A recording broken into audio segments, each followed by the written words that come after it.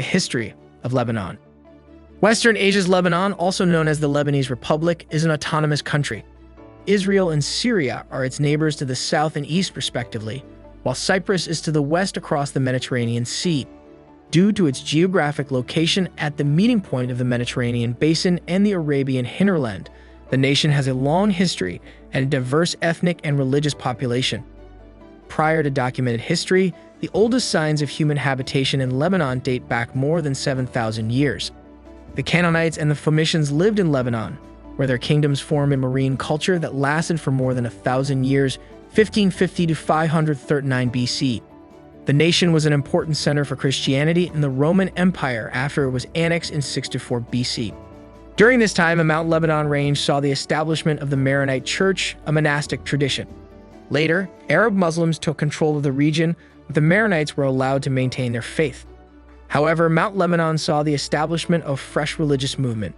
This group was called the Druze, and it persisted for many years. During the Crusades, the Maronites were able to reestablish communication with the Roman Catholic Church. They also reaffirmed their communion with Rome, and the bonds they established with the Latins continue to have an impact on the nation today. In light of this, a few of the most significant occasions in Lebanon's history will be briefly covered in this video. Lebanon in Antiquity and Classical Antiquity. Byblos was the site of early civilization in the nation's history. This is thought to be one of the oldest cities in the world that has been inhabited continuously. The earliest evidence dates to over 5,000 BC. Researchers have discovered ancient weaponry fragments, homes with crushed limestone floors, and burial jars left behind by fishing populations from the Chalcolithic and Neolithic periods that inhabited the Mediterranean Sea shoreline more than 7,000 years ago. Because Lebanon was a portion of northern Canaan, the Phoenicians, who were Canaanite descendants, made Lebanon their homeland. Before Cyrus the Great rose to power, this was a maritime nation that had spread widely over the Mediterranean. Their most well-known settlements were Carthage in modern-day Tunisia and Cadiz in modern-day Spain. In addition to other things, the alphabet is thought to have been created by the Canaanite Phoenicians. Cyrus ruled over the greater eastern Mediterranean and the present-day Lebanon in 539 BCE.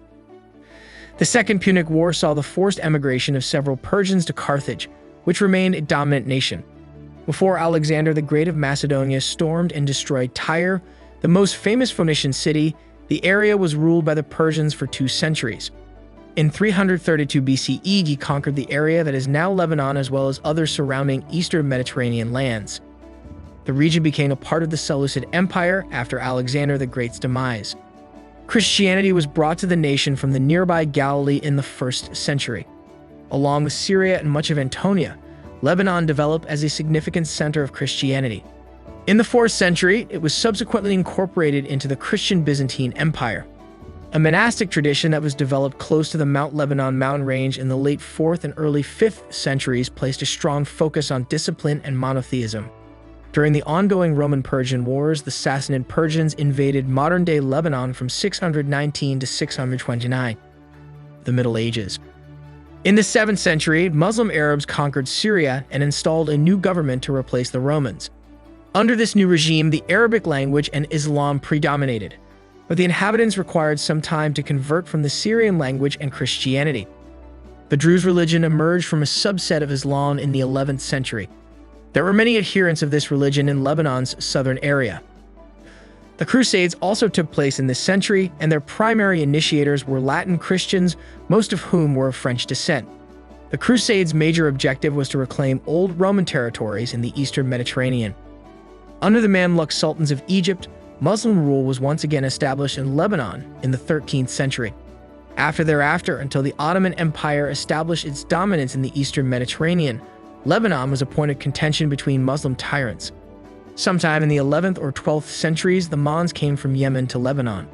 They belonged to a Qahtani Arab dynasty and tribe that practiced Druze religion and inhabited the southwest slopes of the Lebanon mountains. Fakhr ad-Din, who was given permission by the Ottoman Empire to command his own army, marked the beginning of their authority.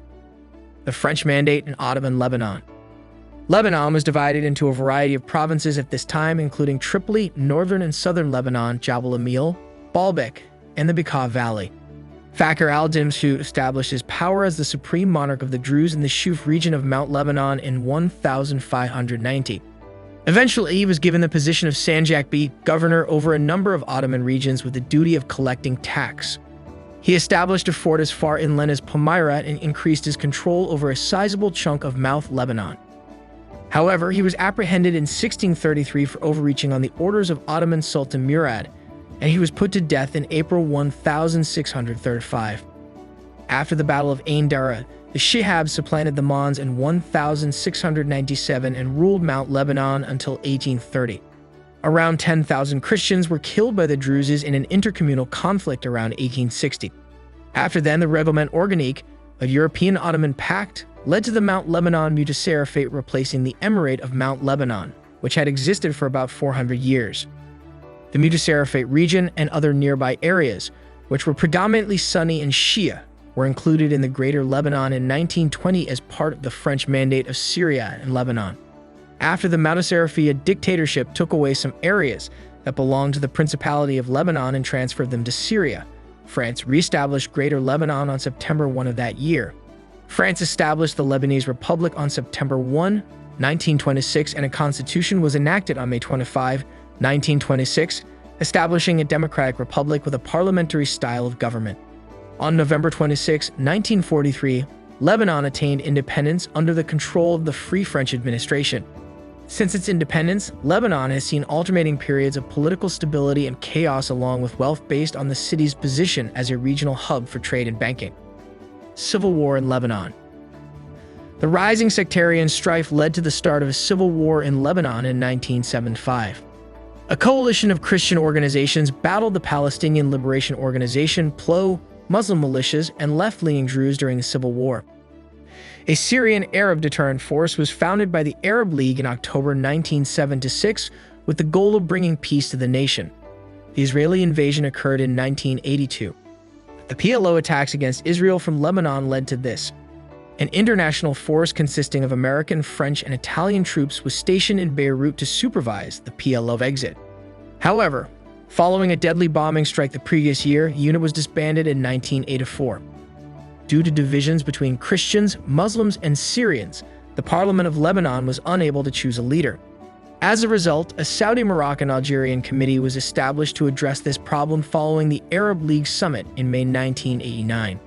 The committee released a peace proposal on September 16, 1989, and it was approved by all parties. The development of a ceasefire, the reopening of the ports and airports, and the beginning of the return of refugees. The TAIF agreement, which the Lebanese parliament approved in the same month, laid out a general timeline for Syria's withdrawal from Lebanon and a process for the deconfessionalization of the nation's democratic structure. At its conclusion at the end of 1990, the conflict had destroyed the nation's economy and resulted in the loss of both property and lives.